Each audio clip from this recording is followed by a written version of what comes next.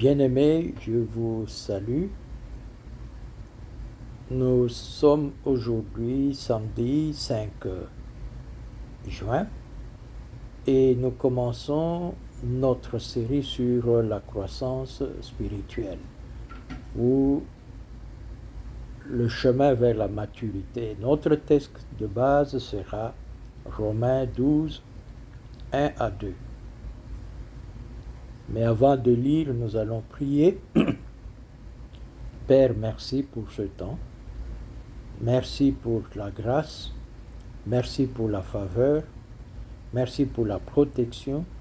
Merci pour la bénédiction que toi tu accordes à chacun d'entre nous. Merci pour le plan merveilleux que toi tu as et qui est préparé pour que chacun de tes enfants puisse y accéder.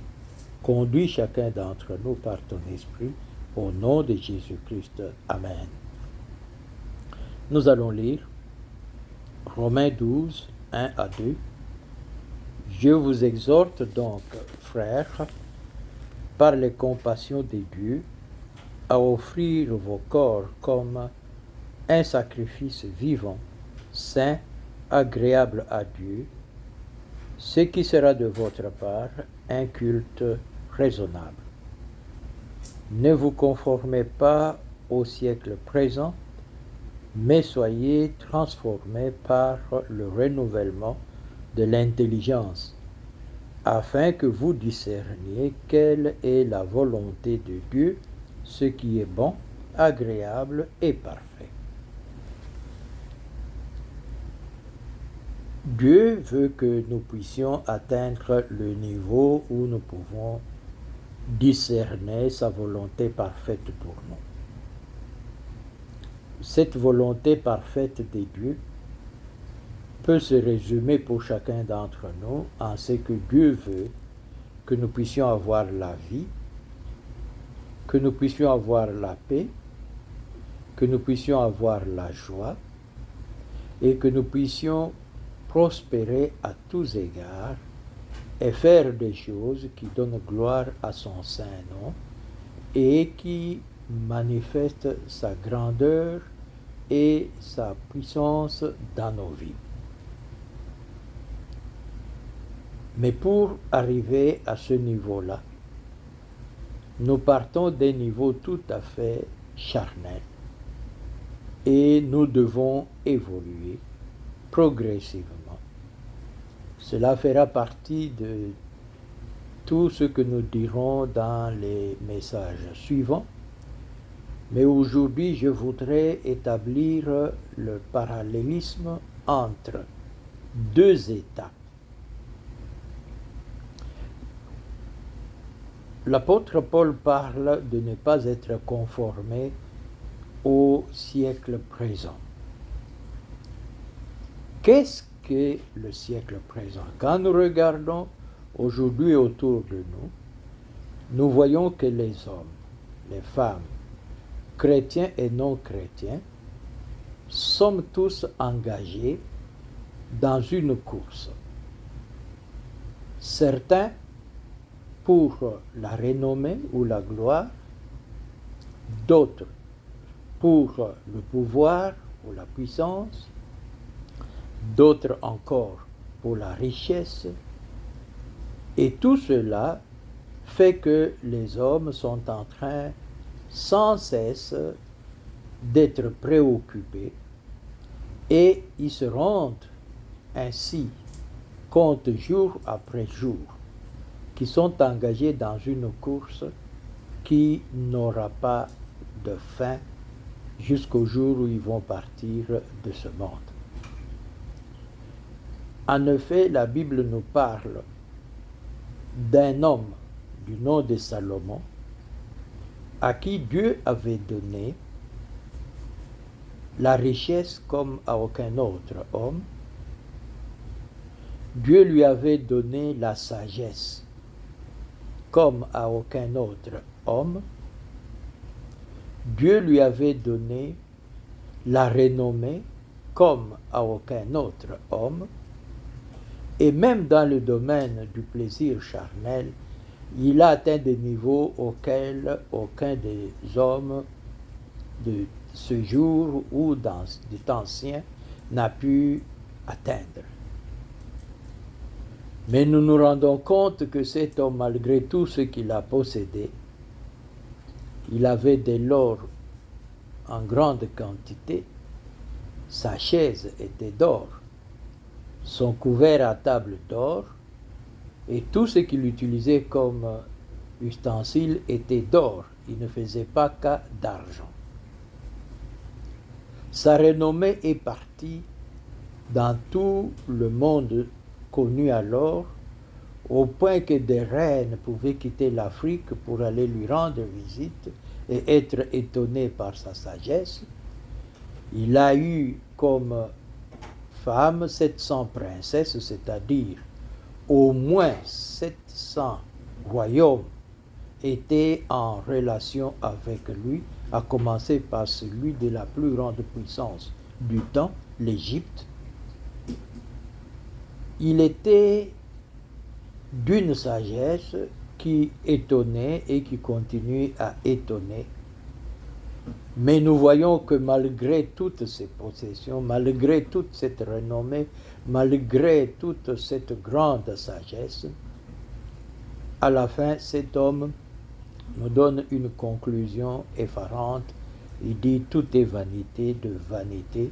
Et il nous montre qu'il a tout essayé, qu'il a tout tenté, qu'il a recherché par tous les moyens, mais il s'est rendu compte que tout cela était vain et cela n'aboutissait à rien.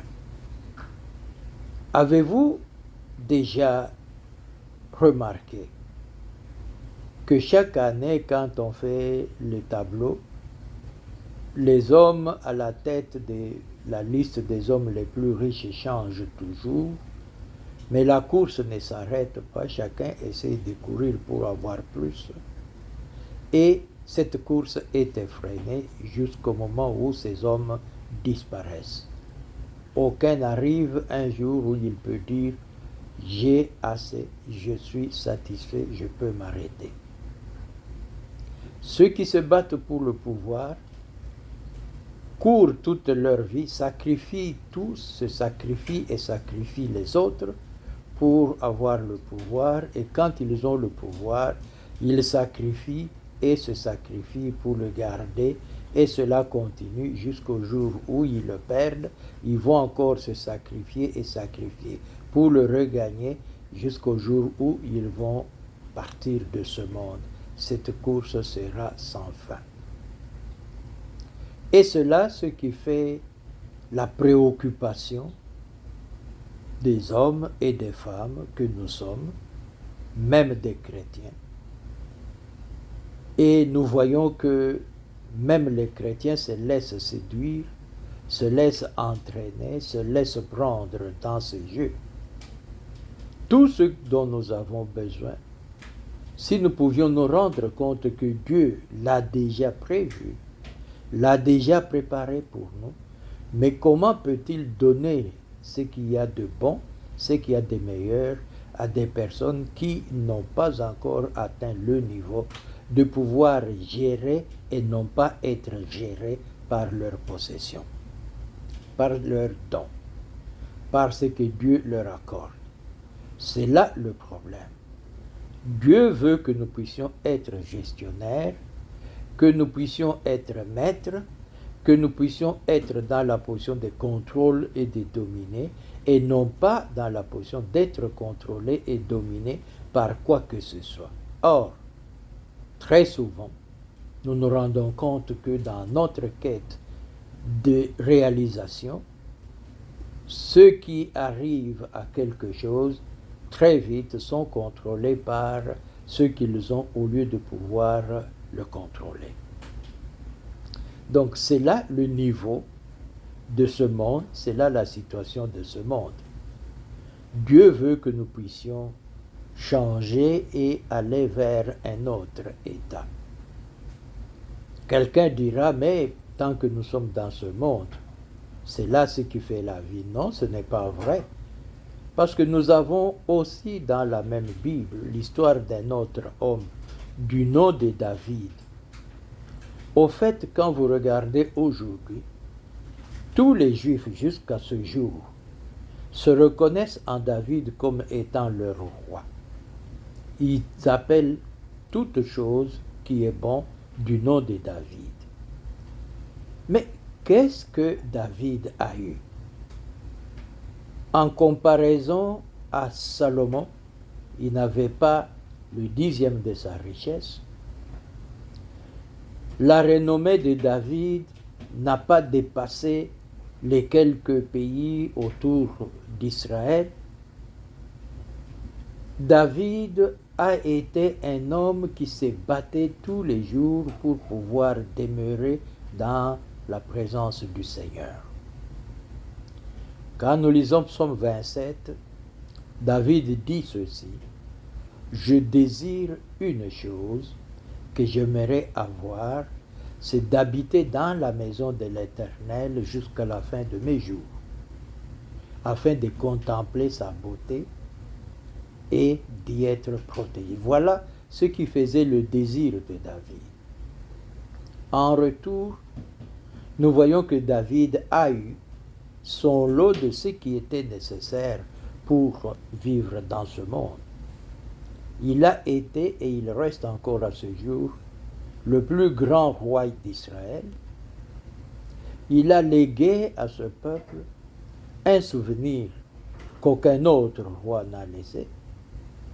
Il a été l'initiateur de ce que Israël, en ce temps-là et aujourd'hui, garde comme étant leur bien le plus précieux, c'est-à-dire le temple. C'est David qui a eu l'idée de le construire, même s'il ne l'a pas fait. Et c'est David qui en a eu le plan de la part de Dieu. Nous voyons que cet homme, à la fin de sa vie, peut donner ce conseil à son fils, qui ne le suivra pas: marche dans les voies de l'Éternel ton Dieu. Donc il a pu avoir le discernement, le sens de la compréhension de ce que la pensée de Dieu est pour les hommes. Il l'exprime si bien dans le psaume 23 en disant: « L'Éternel est mon berger, je ne manquerai de rien. » Il le dit bien: « Je ne manquerai de rien. » Alors que Salomon, qui avait tout, arrive à la conclusion: tout est vanité. Donc nous voyons la grande différence entre les deux hommes. Et tous, ce sont les hommes qui ont vécu sur cette terre, qui ont marché sur cette terre. Donc nous avons le choix d'être soit dans un camp comme dans l'autre. Et ce choix, Dieu nous le présente, est le moyen de pouvoir atteindre le niveau qui nous permettra d'accéder dans la pensée, le plan parfait de Dieu, est clairement établi, mais le choix nous revient. Il est important que nous puissions faire un choix correct, que nous puissions faire le travail nécessaire pour que ce choix puisse être réalisé et que nous puissions marcher dans les voies qui vont nous mener à l'accomplissement de ce plan.